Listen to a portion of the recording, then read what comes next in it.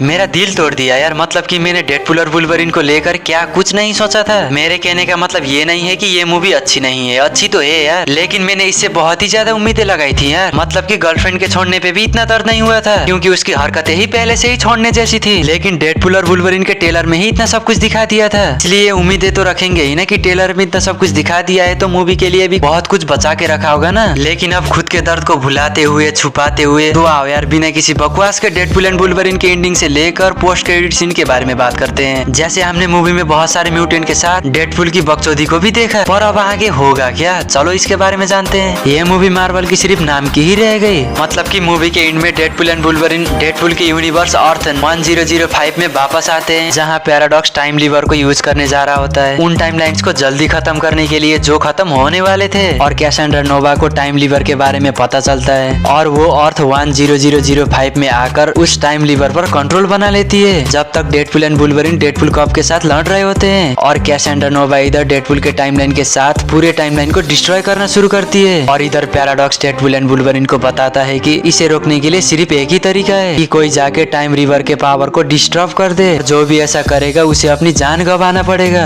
और सबसे खतरनाक हीलिंग फैक्टर वाले कैरेक्टर डेडपुल एंड वुल्वरिन मिलकर टाइम रिवर को डिस्टर्ब कर देते हैं, जिससे वो डिस्ट्रॉय हो जाता है, जिसमें कैसेंड्रा नोवा भी मारी जाती है। तब हंटर B-15 वहाँ पर आकर पैराडॉक्स को अरेस्ट कर लेती है और डेडपुल के रिक्वेस्ट पर वर्ल्ड में मिले हुए कैरेक्टर इलेक्ट्रा, ब्लेड और नोरा को वहाँ से उनकी अपनी टाइमलाइन में भेज दिया जाता है और लोगन को डेडपुल के टाइमलाइन में रहने दिया जाता है। और डेडपुल और थॉर वाला फ्यूचर क्लियर नहीं होता, शायद से वो हमें फ्यूचर में दिखे। तो जैसे टीवी है जहाँ पर काम करने वाले अपने काम को शिद्दत से करते हैं, और वहीं पर एक एम्प्लॉय पैराडॉक्स मूवी का सेकेंडरी विलन था और कैसेंड्रा नोवा मूवी की मेन विलन थी। पर वो मूवी के एंड में मारी जाती है। लेकिन ये बात कुछ जमी नहीं, क्योंकि वो कैसेंड्रा जो कॉमिक में कितनी बार मर चुकी थी और बाद में जिंदा हो जाती थी, क्योंकि उसकी पावर ही ऐसी है। और रही बात डेडपुल के फ्यूचर की, तो डेडपुल की टाइमलाइन बच चुकी है। पर दुख इस बात का है कि इससे मार्वल सिनेमैटिक यूनिवर्स में कोई फर्क नहीं पड़ा। डेडपुल की लड़ाई शुरू हुई थी उसकी अपनी टाइमलाइन को लेकर और फिर उसने उसे ठीक भी कर दिया।